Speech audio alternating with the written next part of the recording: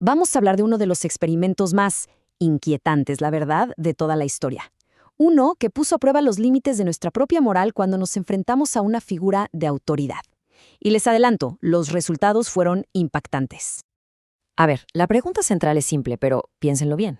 ¿Seríamos capaces de lastimar a alguien, a un completo desconocido, solo porque una persona con bata de laboratorio nos dice que lo hagamos? Lo primero que se nos viene a la mente es, claro que no, jamás. Pero la ciencia encontró algo muy diferente.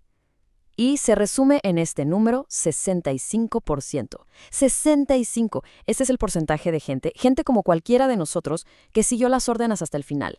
O sea, que aplicaron lo que ellos creían que era una descarga eléctrica mortal. La pregunta es, ¿cómo? ¿Cómo es posible que lleguemos a eso? Bueno, para entenderlo tenemos que viajar en el tiempo. Vámonos a 1961, a la Universidad de Yale. Ahí un psicólogo, Stanley Milgram, diseñó un estudio para ver hasta dónde llegaba la obediencia. Y lo que descubrió, la verdad, sacudió por completo la idea que teníamos de la naturaleza humana.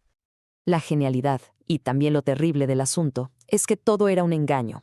Para que las reacciones fueran, reales, ¿no? El experimento se disfrazó como un estudio sobre memoria y aprendizaje. Los participantes ni se imaginaban que lo que se estaba midiendo era su propia obediencia. Ok, la cosa estaba montada así. Había 3 roles. Primero, el experimentador, que era la figura de autoridad con su bata y todo. Luego, el aprendiz, que, ojo aquí, era un actor. Y por último, el maestro. Él era el único participante real, la persona que no tenía ni idea de que su comportamiento era el centro de todo el estudio. Imaginen la escena. El maestro está sentado frente a una máquina imponente, llena de interruptores, 30 niveles de descarga, que llegaban hasta los 450 voltios. En otra habitación, el aprendiz. La orden era súper clara. Cada vez que el aprendiz se equivocara, ¡zas!, una descarga. Y cada vez el voltaje subía. Lo que el maestro escuchaba eran primero quejidos, luego gritos de dolor, y al final, un silencio total, aterrador. Ahora, ¿qué pasaba si el participante dudaba? Si decía, oye, ya no quiero seguir. Bueno, el experimentador no se ponía a discutir. Simplemente usaba una secuencia de 4 frases, 4 empujoncitos verbales diseñados específicamente para que la persona siguiera obedeciendo. La primera era muy sutil, hasta educada. Por favor, continúe. Y con eso, a veces bastaba para calmar las primeras dudas. Si la persona seguía dudando, la cosa se ponía más seria. La orden se volvía impersonal. El experimento requiere que usted continúe. Ya no era una petición, era un requisito del experimento. La tercera frase ya era para meter más presión. Es absolutamente esencial que usted continúe. La palabra clave aquí es esencial, o sea, ya no había espacio para dudar, se presentaba como algo crucial para la ciencia. Y si todo lo demás fallaba, venía el golpe final. Usted no tiene otra opción, debe continuar. ¡Pum! En ese momento, la idea de que se puede elegir desaparece. Y con ella también se va la responsabilidad, o al menos eso es lo que se siente. Milgram, para poder explicar este comportamiento tan perturbador, propuso una idea que fue toda una revolución en la psicología, el estado agente. Es su teoría para entender por qué gente buena, gente normal, puede terminar haciendo cosas terribles bajo órdenes. A ver, ¿qué es este estado agente?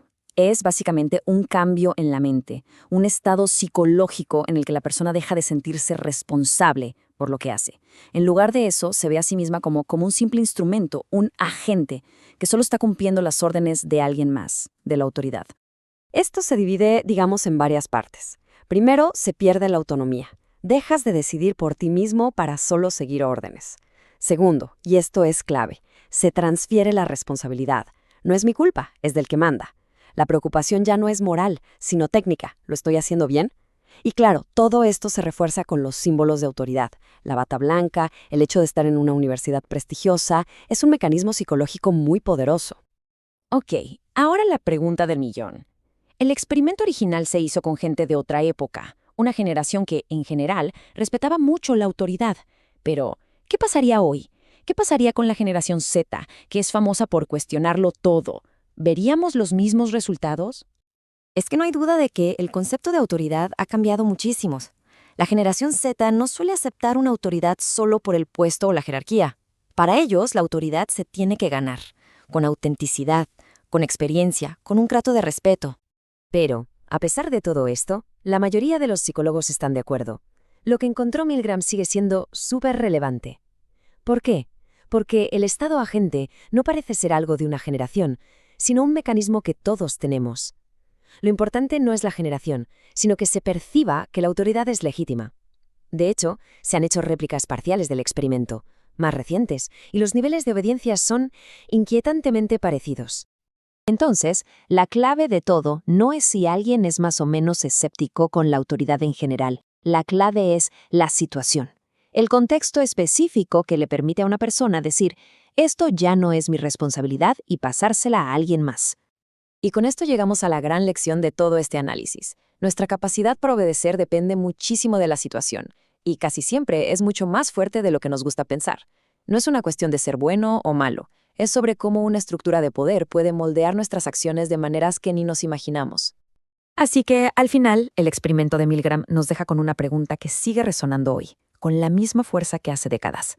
Cuando recibimos una orden que choca con lo que creemos que es correcto, ¿simplemente actuamos o nos detenemos a reflexionar? Porque como acabamos de ver, la línea entre la obediencia y la moralidad es increíblemente delgada, mucho más de lo que quisiéramos admitir.